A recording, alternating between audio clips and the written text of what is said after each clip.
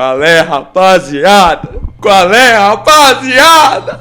Gente, o menino voltou. O nosso querido, o nosso maravilhoso, o nosso odiado também está de volta na obra. Simbora pra... Ah, boy, que capítulo estranhamente interessante. Ele não é um capítulo excelente, eu diria, tá bom? Eu já dei uma comentada no TikTok sobre isso, mas tipo, eu acredito que esse capítulo se encaixe, vamos dizer assim, muito bem como um capítulo de transição, tá bom? É um capítulo de abertura muito interessante pra saga que nós estamos prestes a entrar de agora em diante na história, ok? Vamos nessa, conversar bastante sobre ele. Esses spoilers aqui me animaram, sinceramente me animaram bastante. Vamos lá, o capítulo começa com um quadro primeiro mostrando comentários no Twitter lá do mundo de Blue Lock e também um quadro abaixo mostrando o amanhecer, o sol nascendo, tá bom? Assim, quando o sol nasce, nós temos a mensagem: uma batalha feroz pela sobrevivência é inevitável. Blue Lock, representando o país sede na Copa do Mundo Sub-20, tem como seu objetivo a vitória, uma manhã de novos começos. Temos ali alguns comentários, né? E os comentários, pelo menos dos que estão traduzidos aqui, são relacionados à situação do Japão e o grupo que ele caiu. Tem alguns comentários falando sobre o Japão ter caído no grupo da morte. Tem gente perguntando, tipo, que grupo é esse? Eu já não sei nem mais o que esperar, já que realmente é difícil passar desse grupo com Nigéria, Inglaterra e França. Nesse momento nós temos um corte para o Isagi dentro da sua casa. Ele tá já basicamente todo arrumado, tá ajeitando ali seu tênis, prestes a sair, e vemos o pensamento dele: para me tornar o número 1 do mundo, eu derrotarei qualquer tipo de oponente, certo? Os pais do Isagi dizem para ele: se cuide, Yo-chan. Ele abre a porta ali e quando já está saindo, ele vira para eles e diz: eu vou para o Blue Lock, o lugar dos sonhos, até a Copa do Mundo. Já temos um corte direto para as instalações do Blue Lock. Nós vemos ali aquela montanha que o Nike estava subindo e já tem uma mensagem estampada bem no meio desse quadro dizendo: faltam 30 dias. Ou seja, se você tivesse alguma dúvida aí, sim, pulamos totalmente o arco de treinamento dos garotos. Estamos agora literalmente no centro de treinamento. Esse treinamento em conjunto é o que deve acontecer e devemos ter pequenos flashbacks mostrando o que cada um dos garotos treinou. Deve funcionar dessa maneira, né? Assim que o Isagi desce do seu busão, ele vê o Bashira e o Bashira diz: ei, Isagi, hein? Espera um segundo, você cresceu mais? E o Isagi vê que ele fez uma piada, né? E responde: crescer em 2 semanas? Fala sério. O Rin aparece meio que de supetão ali. Ele tava provavelmente atrás do Isagi no mesmo ônibus, e quando ele desce do ônibus e passa por eles, ele fala: faz um tempo que eu não me medi, eu devo ter crescido 1 centímetro. E o Isagi então pensa: que tipo de apelo foi esse? O Bashira diz: você quer elogios ou algo assim? E o Rin responde: você está enganado. O Isagi apenas diz: vamos logo. Basicamente a duplinha tira onda com o Itoshi. Mas o que eu me surpreendi mais nessa interação aqui é que o Rin, gente, não é um personagem que normalmente puxa a conversa, não é?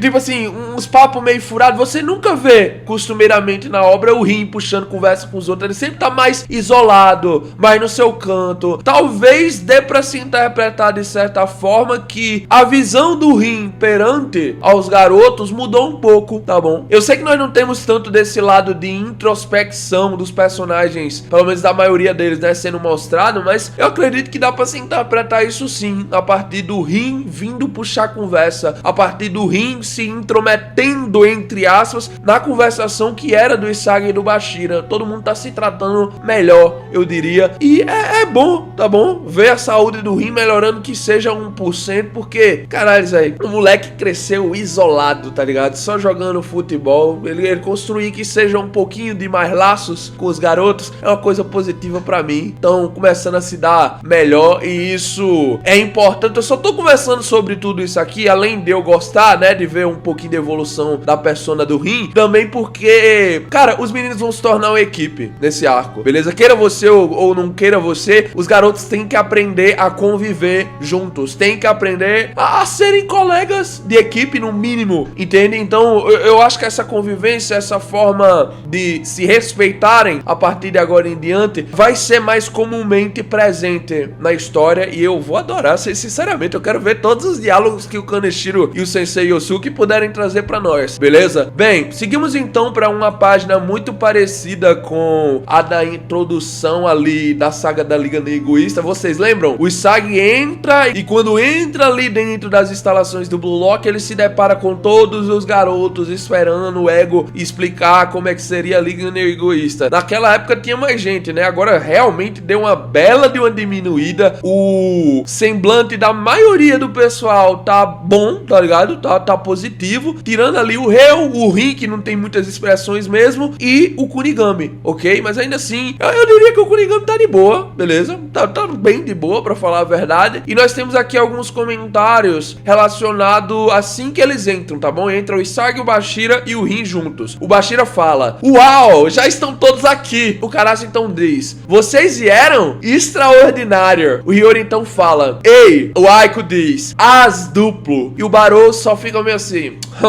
chegou, né? Ele não fala esse chegou, mas dá pra interpretar esse como isso, beleza? Então você tá aqui, né? É o jeito do Barou se comunicar. O Isagi diz algo também, mas eu acho que não tem a tradução, beleza? Deve ser algo relacionado a isso mesmo. Nesse exato momento, o Ego aparece na frente deles e é uma coisa que eu não percebi quando eu li os spoilers porque tava de madrugada, mas agora eu percebi que o Ego aparece na frente deles e tem uma pequena diferença. Eu não sei se muita gente comentou sobre isso, mas eu quero comentar. O Ego aparece na frente deles fisicamente.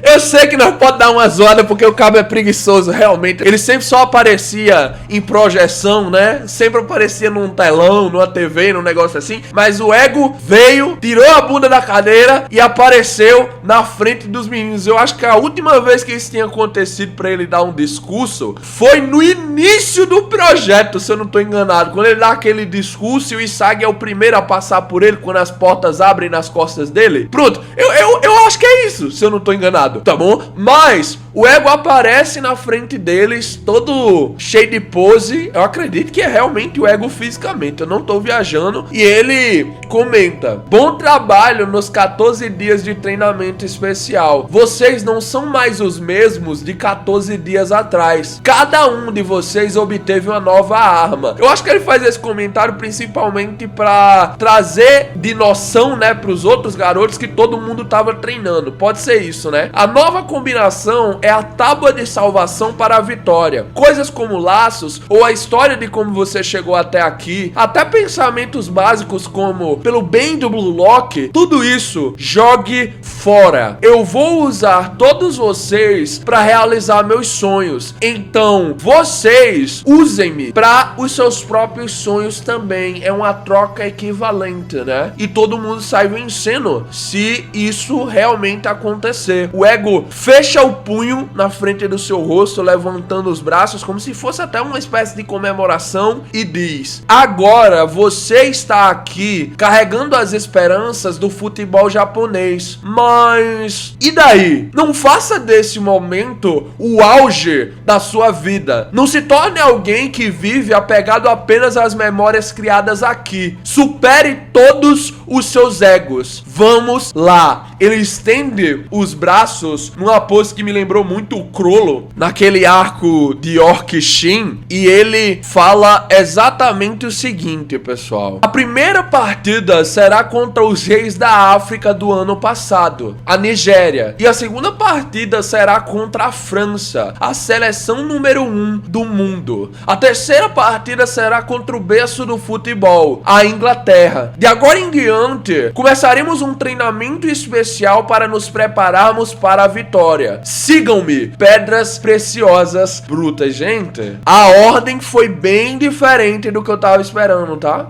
Não bem diferente, né? Não tem nem tanto jogo pra ser tão distinto assim, mas a primeira partida é contra a Nigéria e a segunda já é contra a França. Eu pensei que a França seria o boss final, mas não. Isso significa que provavelmente os autores estão preparando um ambiente que seja mais interessante pro terceiro jogo do que o segundo. Porque eu penso assim, qual partida pode proporcionar mais interesse, na sua opinião? Só olhando de forma congelada, de forma fria. A da França, né? Tem o Locke, tem o Chevalier, já tem alguns personagens que são interessantes pra nós e provavelmente vão adicionar mais ainda, né? De personagens pra enfrentar os garotos. Agora, a da Inglaterra não tinha todo esse interesse em cima dela. Caralho, vai provavelmente aparecer um Nilguin, é óbvio, deve aparecer sim. Mas você tinha essa super curiosidade? Não vamos concordar que a França tava sendo vista como o boy sinal aqui e até o próprio Ego colocou ela como a top 1 do mundo atual, tá ligado? Não tem erro. A maior a ser derrotada normalmente cria mais uma expectativa mesmo. Mas, com a Inglaterra sendo o último jogo, eu comecei a pensar que talvezinho, realmente os autores tenham preparado uma coisa muito interessante. Ou estejam preparando uma coisa muito interessante pra esse núcleo do jogo final da fase de grupos. Tô curioso agora, cara. Eu tô curioso. Mudou minha perspectiva essa sequência de jogos disponibilizada aqui. Vai ser interessante, realmente. Nós temos agora uma página mostrando os principais do Blue Lock, né? Bashira, Shigiri, Kunigami, Rin, Shidou e o Isagi. Não mostra o Barou, infelizmente, né? E nós temos a mensagem do Ego, né? Nesses 30 dias até o torneio, eu vou transformar vocês em um novo time egoísta renascido. Último acampamento de treinamento começa. Copa do Mundo Sub-20. E o Isagi apenas diz: ele simplesmente me lembrou muito aqui o Satoru Gojo nessa página. Eu não sei porque me lembrou aquele momento que o Gojo e o Sukuna decidem que vão se enfrentar no dia 24 de dezembro. E aí o Gojo fala alguma coisinha no final do capítulo, naquele painel. Pô, todo mundo que leu Jujutsu vai ter aquele painel desenhado na cabeça, pô. Ainda assim, tá muito parecido, ok? Foi o que me lembrou esse painel aqui. E aí nós seguimos agora pra mais um núcleo no capítulo totalmente distinto, que é o núcleo do Nagi. O Nagi tá jogando ali, muito de boa. Ele vence o jogo, ele consegue derrotar o inimigo ali que ele tava enfrentando. Finalmente ele aparentemente zerou pelo menos a fase que ele tava tendo dificuldade naquele final do outro capítulo. E ele pensa: essa foi a escolha certa, não foi? Quer dizer, não havia outra opção. Ele lembra do Buratsuta dizendo, né? Por que não assumimos o Blue Lock juntos? E o Nagi continua: se eu aceitasse esse tipo de contrato de escravidão pra ganhar dinheiro, mesmo que isso significasse trair o Blue Lock, não seria mais o meu ego. Não é algo pelo qual vale a pena se tornar um vilão. Algo como o futebol. Ele lembra então nesse exato momento das palavras do Isagi. Eu tava há muito tempo imaginando quando teríamos isso na obra e realmente vem. O Isagi disse, né? Não desista do futebol. Você vai se profissionalizar. Você ainda tem uma oferta, certo? Ele lembra agora dos seus colegas de classe falando isso, tá bom? E aí o Nagi chega à conclusão: isso mesmo, o caminho profissional continua, mesmo que não seja a seleção japonesa. Mas eu estou bem com isso? O que eu quero é a razão pela qual o tempo parou pra mim. Nós temos agora, gente, uma página com aura vazando pra caramba do Nagi sentado ali jogando enquanto ele tá pensando sobre isso. Nós temos dois quadros nessa página dupla e no outro quadro nós temos um zoom focando ali no rosto dele e o rosto dele tá afiado. É como se a vida voltasse a nascer dentro dele. Eu interpretei dessa forma, tá bom? É como se o Nagi tivesse, vamos dizer assim, retornando a ter alguma vontade, a ter algum desejo. E como eu já tinha até previsto no capítulo passado, se o Nagi não vai realmente voltar pro Blue Lock, não vai realmente ir